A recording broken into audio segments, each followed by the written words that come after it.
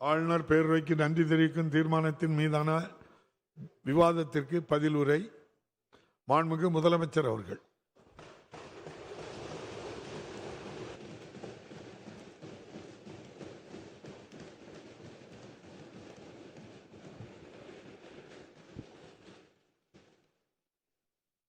மாண்புமிகு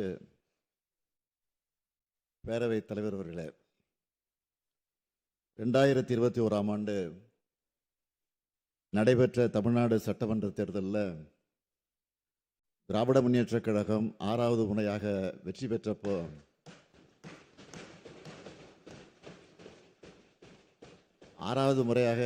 பெற்றப்போ ஒரு பக்கம் மகிழ்ச்சி இருந்தாலும் இன்னொரு பக்கம் எனக்கு கவலையும் இருந்தது. அதை நான் மறைக்க விரும்பல. இந்த பொறுப்பை நான் எப்படி செய்ய போகிறேன், வாக்குறுதிகளை நிறைவேற்ற முடியுமா, மக்கள் விரும்பக்கூடிய வகையில் ஆட்சி நடத்த முடியுமா, மக்கள் மகிழ்ச்சியடையும் வகையில் ஆட்சி நடத்த முடியுமா என்ற கவலை தான் எனக்கு இருந்துச்சு. முந்தைய 10 ஆண்டுகால அதிமுக ஆட்சியில் தமிழ்நாடு அனைத்து வகையிலும் அனைத்து துறையிலும் மிக மோசமான பின்னடைவை சந்திச்சு மோசமான நிலையை அடைஞ்சிருந்துச்சு. அதை சரி செஞ்சாகணும். அடுத்து நமக்கு மேலே இருக்கக்கூடிய ஒன்றிய அரசு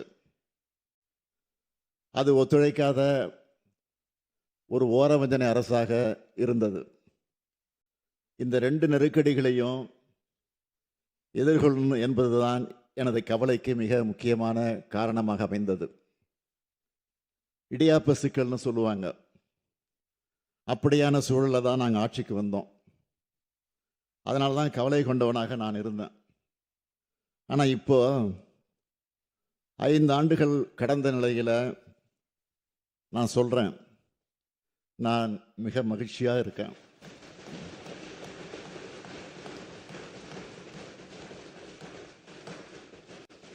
இன்னும் சொன்னா மிக மிக மகிழ்ச்சியா இருக்கிறேன்.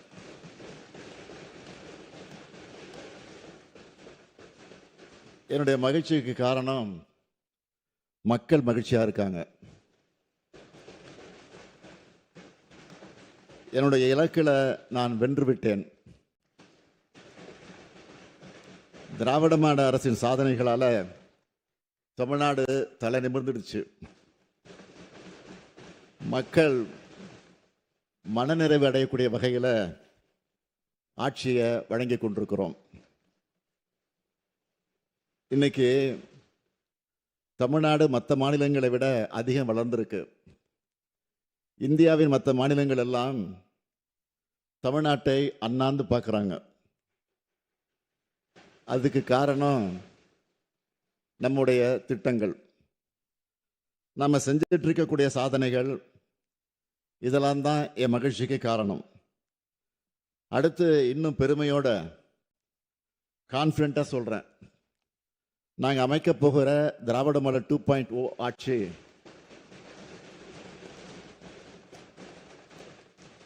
எங்கள் சாதனைகளை நாங்களே விஞ்சும் அளவுக்கு இருக்கும். ஆட்சி செஞ்சிருக்கக்கூடிய 5 ஆண்டுகள் வரப்போக ஒளிமயமான எதிர்காலத்தை உணர்த்துறதா அமைஞ்சிருக்கு. 6வது முறை ஆட்சி அமைந்த போது அது விடியல் ஆட்சியா அமையும்னு சொன்னோம். அந்த விடியலை ஒவ்வொரு குடும்பத்துக்கும் ஏற்படுத்தி கொடுத்துருக்குறோம். கோடிக்கணக்கான மக்கள் மனங்களிலும் முகங்களிலும் மகிழ்ச்சியும் மனநிறைவையும் நான் பார்க்குறேன். அப்படிப்பட்ட விடியல் ஆட்சியோட மாபெரும் சாதனை திட்டங்களில் முக்கியமான சிலவற்றை மட்டும் நான் சொல்ல விரும்புகிறேன். ஆட்சி பொறுப்பேற்றதும் நான் போட்ட முதல் கையெழுத்து மகளிருக்கான கட்டணமில்லா விடியல் பயணத்துக்கு தான். இந்த பயணங்களால் நாள்தோறும் 800 ரூபாய் முதல் 1200 ரூபாய் வரை ஒவ்வொரு மகளிரும் சேமிக்கிறாங்க. இதன் மூலமாக 2021 மே மாதத்தில் இருந்து இப்போ வர தோராயமாக 60,000 ரூபாய் வரை சேமிச்சிருக்காங்க. பெண்களுக்கான மிகப்பெரிய சமூக பொருளாதார பலத்தை இந்த திட்டம் வழங்கியிருக்கு. அடுத்து கலைஞர் மகளிர் உரிமை திட்டம். 1,30,00,000 மகளிருக்கு மாதந்தோறும் 1000 ரூபாய் உரிமை தொகை வழங்குகிறோம். இந்த திட்டத்தில் இதுவரைக்கும் ஒவ்வொரு மகளிருக்கும் 29,000 ரூபாயை கொடுத்துருக்குறோம்.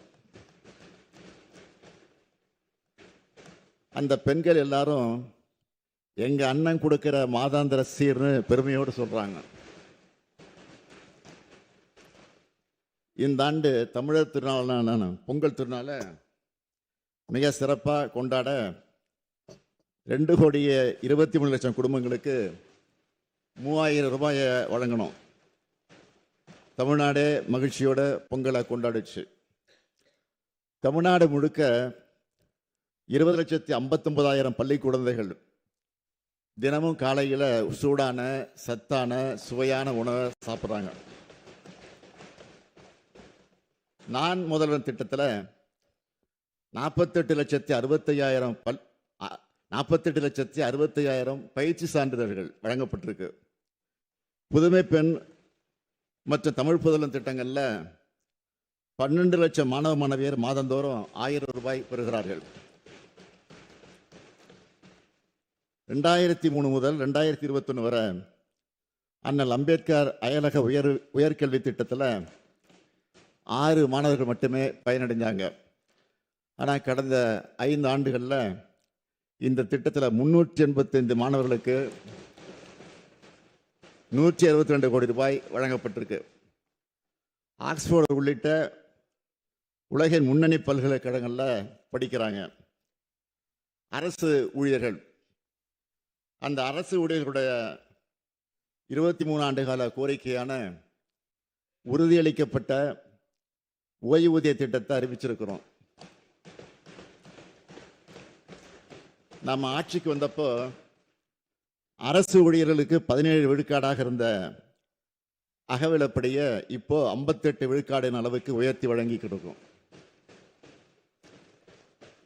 2 லட்சம் விவசாயிகளுக்கு புதிய இலவச இணைப்புகள், மின் இணைப்புகள், 14 புதிய உழவர் சந்தைகள் தொடக்கம், 2,54,00,000 பேர் மக்களை தேடி மருத்துவ திட்டத்தில் பயன்பெற்று இருக்காங்க. இன்னுயிர் காப்போம் நம்மை காக்க 48 திட்டத்தில் சாலை விபத்துக்குள்ளான 5 லட்சத்துக்கும் அதிகமானவரின் உயிர்கள் காப்பாற்றப்பட்டிருக்கு. அவங்களுக்கு 483 கோடி ரூபாய்க்கு காப்பீடு வழங்கப்பட்டிருக்கு. கடந்த 5 ஆண்டுகளில் மகளிர் சுய உதவி குழுக்களுக்கு 1,34,000 கோடி ரூபாய் கடனுதவி வழங்கப்பட்டிருக்கு. 2 லட்சம் பேருக்கு கலைஞர் இல்லம் வீடுகள், 22,71,000 ஏழை எளிய குடும்பங்களுக்கு இலவச வீட்டுமனை பட்டா, 4,000 கோயில்களுக்கு குடமுழுக்கு,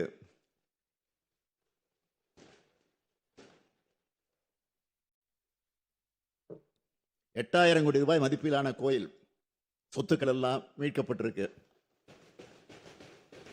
12 லட்சம் கோடி ரூபாய் மதிப்பிலான புதிய தொழில் முதலீடுகள் ஈர்ப்பு.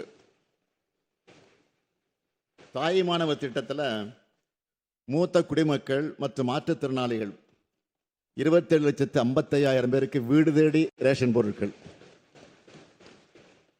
5,700 கோடி ரூபாய் மாற்றுத்திறனாளிகள் நலனுக்காக ஒதுக்கீடு.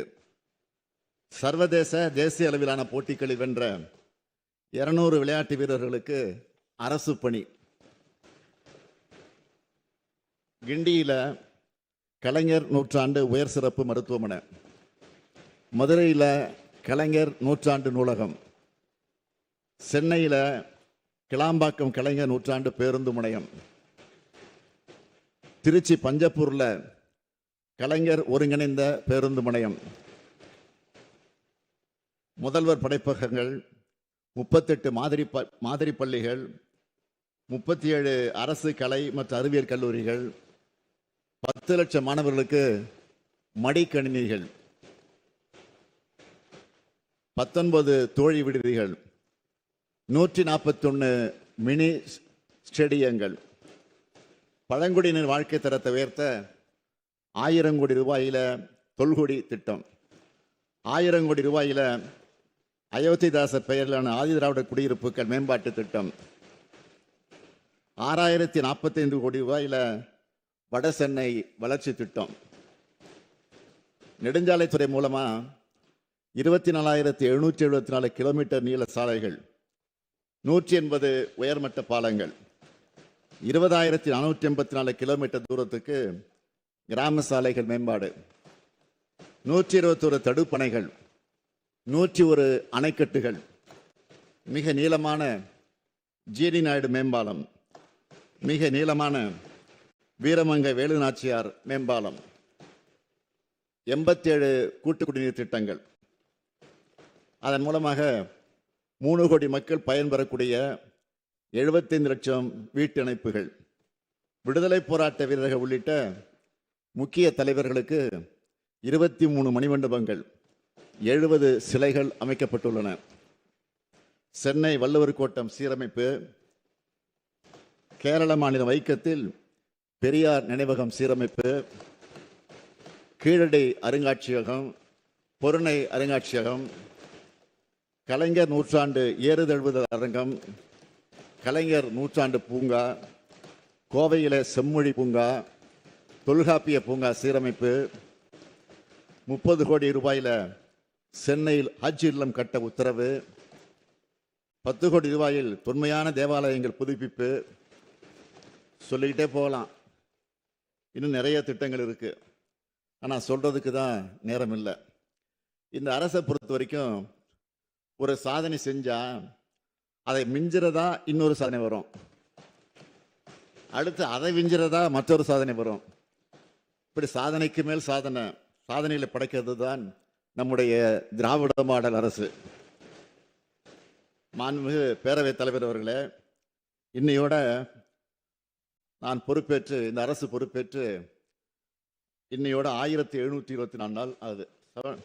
1724 நாள் ஆகுது. இந்த 1724 நாட்கள்ல 8685 நிகழ்ச்சிகள்ல நான் கலந்துகிட்டு இருக்கிறேன். 15,117 அரசு கோப்புகள்ல கையெழுத்திட்டு இருக்கிறேன். சென்னையை தவிர்த்து மற்ற மாவட்டங்களுக்கு 173 முறை பயணத்தை நான் மேற்கொண்டிருக்கிறேன்.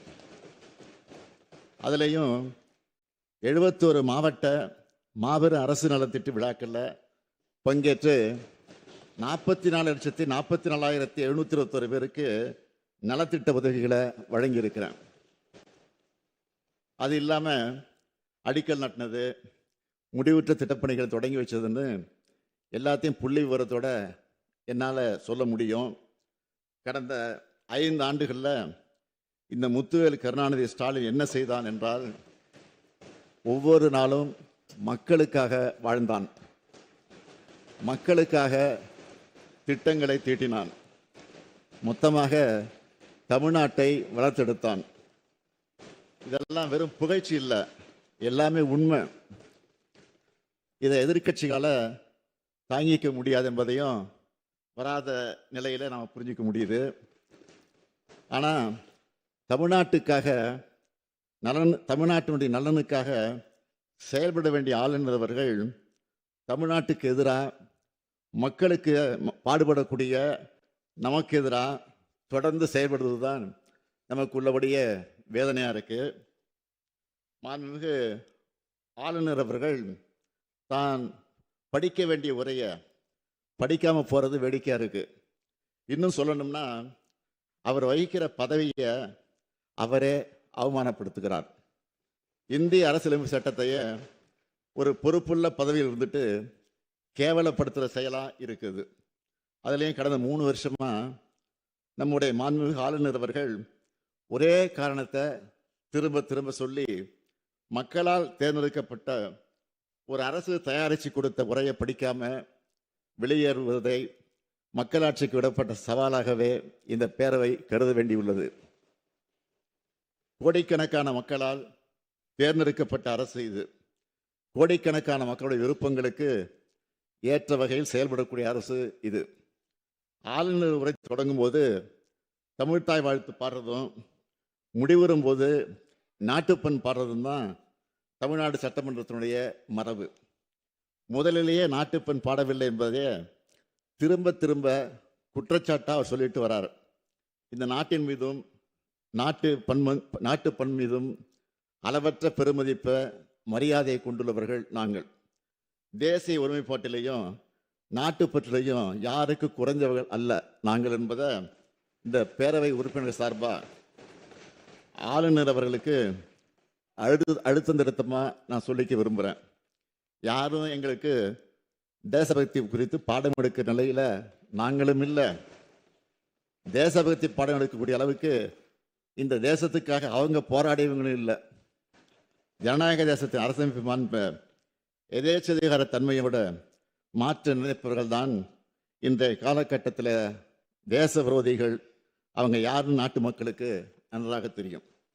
மாண்புமிகு பேரவைத் தலைவர் அவர்களே, ஆளுநர் உரைக்கு நன்றி தெரிவிக்கக்கூடிய தீர்மானத்தின் மீதான விவாதத்தை நம்முடைய எழும்பூர் தொகுதி உறுப்பினர் பரந்தாமன் அவர்கள்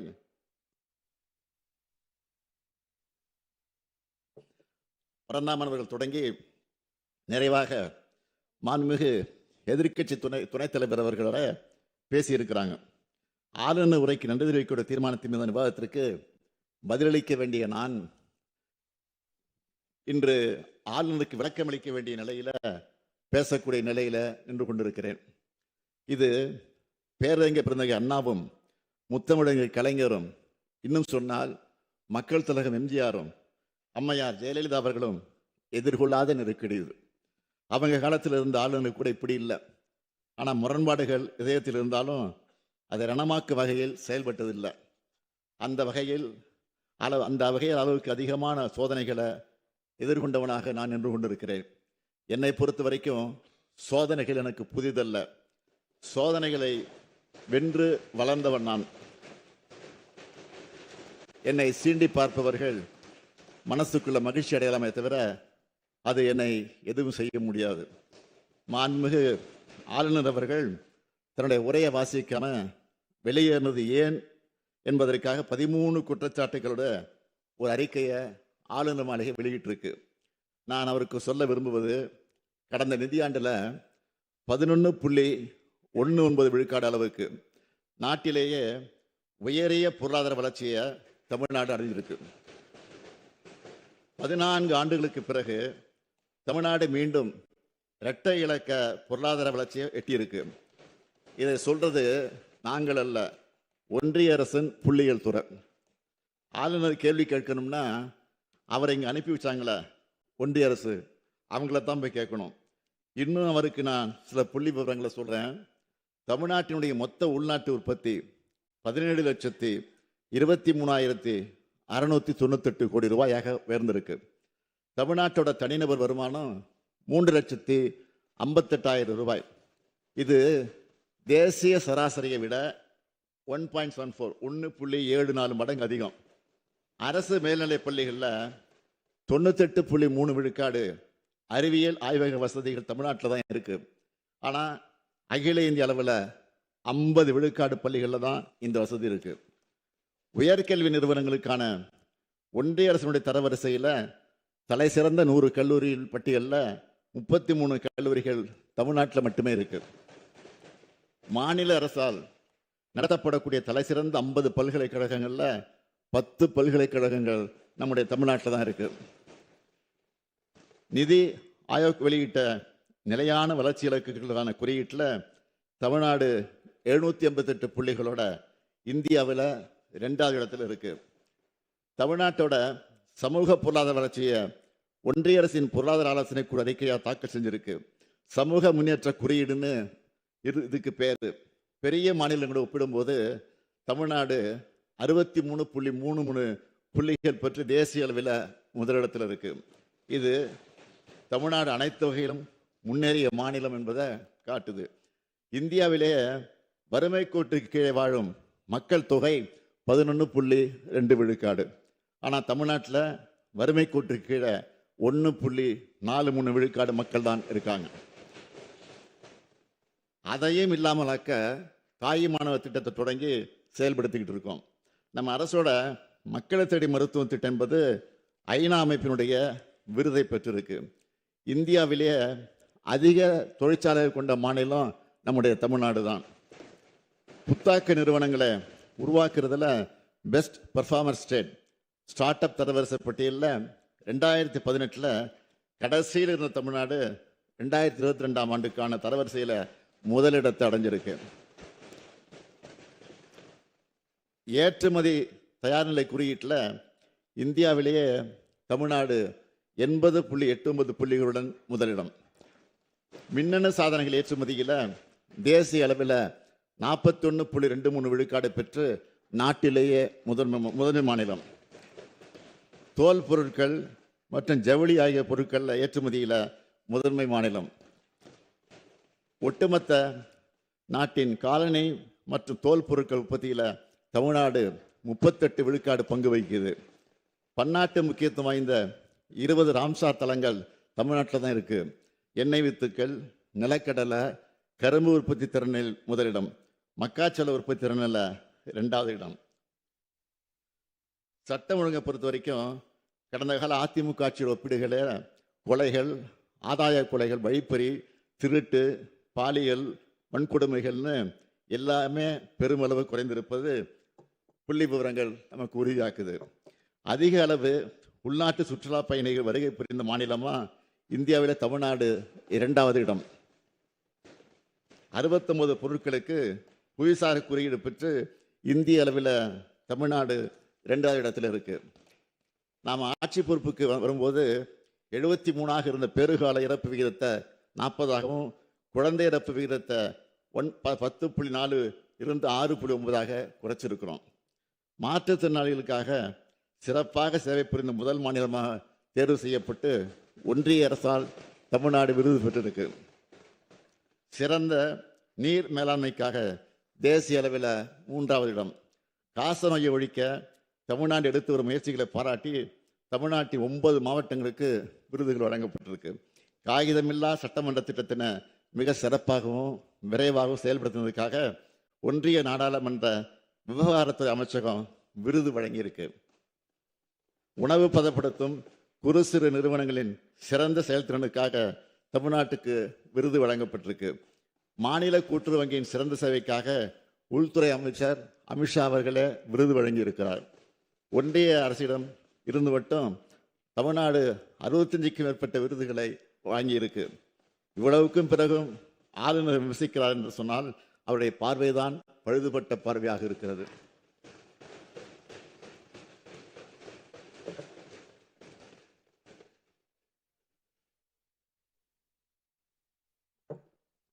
நம்ம அரசு செஞ்சிட்டு இருக்கக்கூடிய திட்டங்களை பார்த்து கேட்டு அவற்றை தங்களுடைய மாநிலங்களையும் செயல்படுத்த பல்வேறு மாநிலங்கள் அதிகாரிகள் வந்து தெரிஞ்சிட்டு போறாங்க. ஏன் நம்மளோட திட்டங்களை ஒன்றிய அரசை அடாப்ட் பண்ணி நாடு முழுக்க செயல்படுத்துறாங்க. நம்ம விமர்சிக்கிற ஆளுநருக்கு இதெல்லாம் மட்டும் தெரியாமல் இருப்பதுதான் வியப்பாக இருக்கு. இங்க மதச்சண்டை இல்லை, சாதி சண்டை இல்லை, கும்பல் வன்முறை இல்லை, தொடர் வன்முறை இல்லை. இதுதான் திராவிட மாடல் ஆட்சியினுடைய சாதனை. இந்த சாதனைகளின் வரிசையில் மேலும் சில அறிவிப்புகளை வெளியிட நான் விரும்புகிறேன். முதல் அறிவிப்பு, கலைஞரின் கனவு இல்ல திட்டத்தின் கீழ் ஏற்கனவே 2 லட்சம் வீடுகள் உருவாகி இருக்கக்கூடிய நிலையில மேலும் புதிதாக 3500 கோடி ரூபாய் மதிப்பீட்டில் 1 லட்சம் வீடுகள் கட்டப்படும்.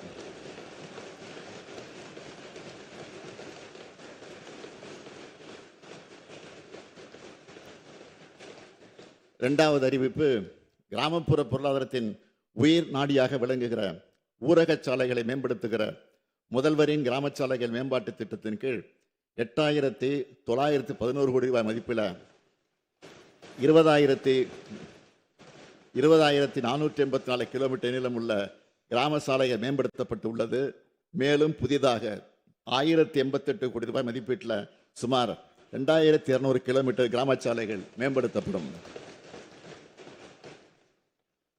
மூன்றாவது அறிவிப்பு, ஏழை மற்றும் விளிம்பு நிலையில் வாழும் மக்களை பாதுகாக்கும் சமூக பாதுகாப்பு திட்டத்தின் கீழ் ஏற்கனவே 33,60,000க்கும் மேற்பட்ட மூத்த குடிமக்கள், மாற்றுத்திறனாளிகள், கைம்பெண்கள், விவசாய தொழிலாளர்கள், விவசாயிகள், கணவனால் கைவிடப்பட்ட ஆதரவற்ற பெண்கள் மற்றும் 50 வயதுக்கு மேற்பட்ட ஆதரவற்ற திருமணமாகாத பெண்கள் மாதாந்திர ஓய்வூதியம் பெற்று வரும் நிலையில் உங்களுடன் ஸ்டாலின் திட்டத்தின் கீழ் அளித்த விண்ணப்பங்கள் உள்ளிட்ட கோரிக்கைகளின் அடிப்படையில் கூடுதலா 1,80,000 நபர்களுக்கு மாதாந்திர ஓய்வூதியம் வழங்கப்படும். இதற்கான விழா வரும் 4/2/2026 அன்று தமிழ்நாடு முழுவதும் நடைபெறும் என்பதை மகிழ்ச்சியுடன் தெரிவித்துக் கொள்கிறேன். அடுத்த அறிவிப்பு, இந்தியாவில் வேற எந்த மாநிலத்திலும் இல்லாத வகையில் முதல் முறையா முத்தமிழறிஞர் கலைஞர் அவர்கள் தான் 2008 சத்துணவு ஊழியர்களுக்கு காலமுறை ஊதியம் வழங்கினார். அந்த சாதனையின் தொடர்ச்சியாக சத்துணவு அமைப்பாளர்கள், அங்கன்வாடி பணியாளர்கள், கிராம ஊராட்சி செயலாளருக்கான ஓய்வூதியம் 2,000 ரூபாயிலிருந்து 3,400 ரூபாயாகவும், பணி நிறைவின் போது அவங்களுக்கு வழங்கப்படும் ஒட்டுமொத்த தொகை 1 லட்சம் ரூபாயிலிருந்து 2 லட்சம் ரூபாயாகவும் உயர்த்தி வழங்கப்படும். குறு அங்கன்வாடி பணியாளர்கள் மற்றும் வனக்கள பணியாளர்களுக்கான சிறப்பு ஓய்வூதியம் 2,000 ரூபாயிலிருந்து 3,200 ரூபாயாகவும், பணி நிறைவின் போது அவர்களுக்கு வழங்கப்படும் ஒட்டுமொத்த தொகை 1 லட்சம் ரூபாயிலிருந்து 2 லட்சம் ரூபாயாகவும் உயர்த்தி வழங்கப்படும். அங்கன்வாடி உதவியாளர்கள், சமையலர்கள், சமையல் உதவியாளர்கள் மற்றும் தூய்மை பணியாளர்களுக்கான சிறப்பு ஓய்வூதியம் 2,000 ரூபாயிலிருந்து 3,000 ரூபாயாகவும், பணி நிறைவின் போது அவங்களுக்கு வழங்கப்படும் ஒட்டுமொத்த தொகை 50,000 ரூபாயிலிருந்து 1 லட்சம் ரூபாயாகவும் உயர்த்தி வழங்கப்படும். சிறப்பு ஓய்வூதியம் பெற்று வரும் சத்துணவு அமைப்பாளர்கள், அங்கன்வாடி பணியாளர்கள், கிராம ஊராட்சி செயலர்கள் இறந்து விட்டால் அவங்களுடைய குடும்பத்துக்கு குடும்ப ஓய்வூதியமாக 1,200 ரூபாயும், மேலும் சிறப்பு ஓய்வூதியம் பெற்று வரும் குறு அங்கன்வாடி பணியாளர்கள் மற்றும் வனக்கள பணியாளர்கள் உள்ளிட்ட இதர சிறப்பு காலமுறை உதவி பணியாளர்கள் இறந்துவிட்டால் அவங்களுடைய குடும்பத்துக்கு குடும்ப ஓய்வூதியமாக 1,100 ரூபாயும் வழங்கப்படும். மேலும் சிறப்பு ஓய்வூதியம் பெற்று வரும் அங்கன்வாடி உதவியாளர்கள், சமையலர்கள், சமையல் உதவியாளர்கள் மற்றும் தூய்மை பணியாளர்கள் உள்ளிட்ட இதர சிறப்பு காலமுறை ஊதிய பணியாளர்கள் இறந்துவிட்டால் அவங்களுடைய குடும்பத்துக்கு ஓய்வூதியமாக 1,000 ரூபாய் வழங்கப்படும்.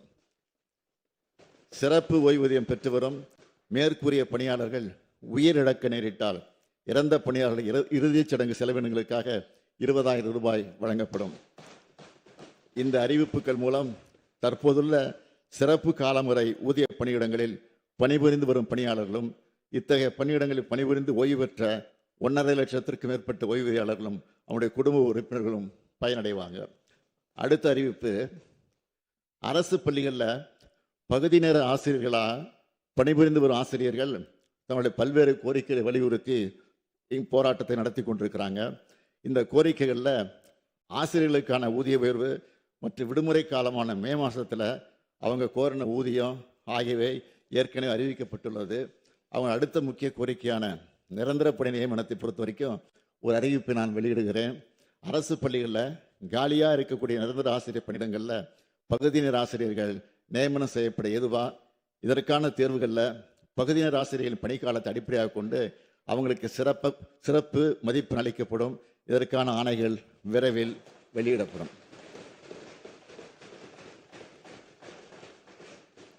மாண்புமிகு பேரவைத் தலைவர் அவர்களே, கடந்த தேர்தலின் போது யாரும் கொடுக்காத வாக்குறுதிகளை நாங்கள் கொடுத்தோம். முடிந்த அளவுக்கு அந்த வாக்குறுதிகளை நிறைவேற்றியும் இருக்கிறோம். உங்களால் நிறைவேற்ற முடியாதுன்னு சவால் விடப்பட்ட வாக்குறுதிகளையும் நாங்கள் நிறைவேற்றி காட்டியிருக்கிறோம். இவங்க செய்யவே மாட்டாங்கன்னு சொல்லப்பட்ட வாக்குறுதிகள் எல்லாம் செஞ்சுக்கிட்டு இருக்கோம்.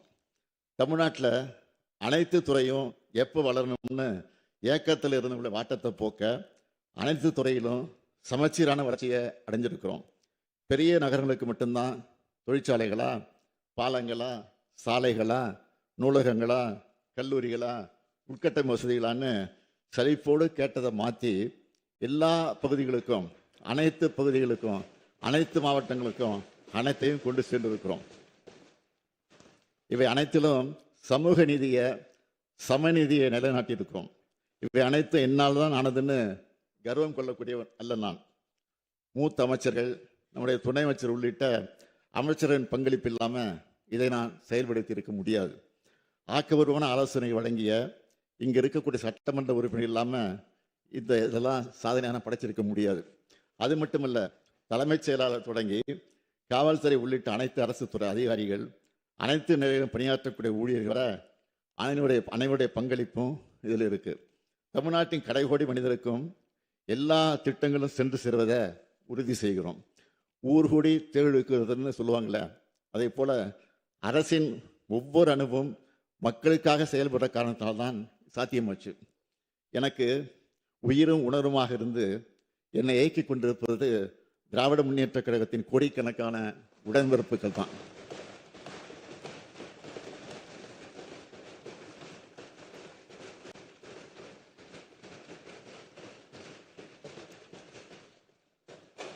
எனக்கு மன வலிமை கொடுப்பதும் அனைத்து வகையிலும் தோல் கொடுப்பதும் எங்களுடைய தோழமை கட்சிகள் தான். ஜனநாயகத்தின் ஒரு பக்கம் ஆளுங்கட்சின்னா இன்னொரு பக்கம் எதிர்கட்சிகள்.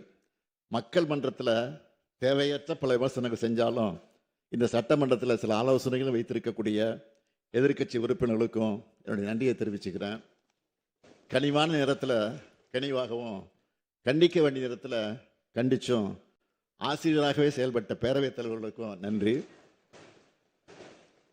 துணைத் தலைவர், பேரவைச் செயலாளர் உள்ளிட்ட அனைவருக்கும் நன்றி தெரிவிச்சுக்கிறேன். மாண்புமிகு பேரவைத் தலைவர் அவர்களே, இந்த ஆளுநர் உரைக்கு நன்றி தெரிவிக்க தீர்மானத்தின் மீது 17 உறுப்பினர்கள் பேசியிருக்கிறாங்க. 5 உறுப்பினர்கள் 58 திருத்தங்களை வழங்கியிருக்கிறாங்க. இந்த அரசுக்கு உதவுற வகையில் பல்வேறு ஆக்கப்பூர்வமான ஆலோசனைகளையும் விமர்சனங்களையும் தெரிவிச்சிருக்கிறாங்க. அதே போல சில கோரிக்கைகளையும் முன் வச்சிருக்கிறாங்க.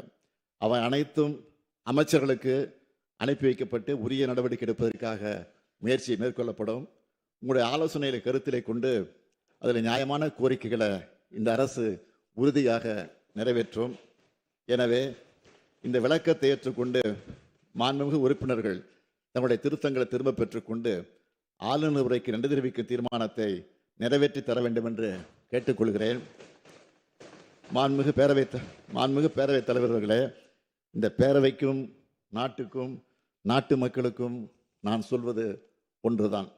நான் இந்த 5 ஆண்டு காலத்தில் எனக்கும் என் மனசாட்சிக்கு கட்டுப்பட்டு தினந்தோறும் திட்டங்களை தீட்டி உழைச்சிருக்கிறேன். இன்னும் உழைக்க காத்திருக்கிறேன். இந்த 5 ஆண்டு கால உழைப்பையும் வளர்ச்சியையும் பார்த்து அடுத்த 5 ஆண்டுகளுக்கும் திராவிட மாடல் ஆட்சி தான் தொடரணும்னு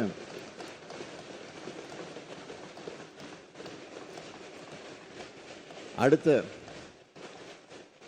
5 ஆண்டுகளுக்கும் திராவிட மாடல் ஆட்சி தான் தொடரணும்னு தமிழ்நாட்டு மக்கள் முடிவு பண்ணிட்டாங்க. எனக்கு என்னை விட தமிழ்நாட்டு மக்கள் மேல கூடுதலான நம்பிக்கை இருக்கு. உறுதியா சொல்றேன், நாங்கள் தான் மீண்டும் வருவோம். நாங்கள் தான் மீண்டும் வருவோம். மீண்டும் மீண்டும் வருவோம். மீண்டும் வெல்வோம். மீண்டும் செல்வோம். மீண்டும் வெல்வோம். மீண்டும் வெல்வோம். நன்றி.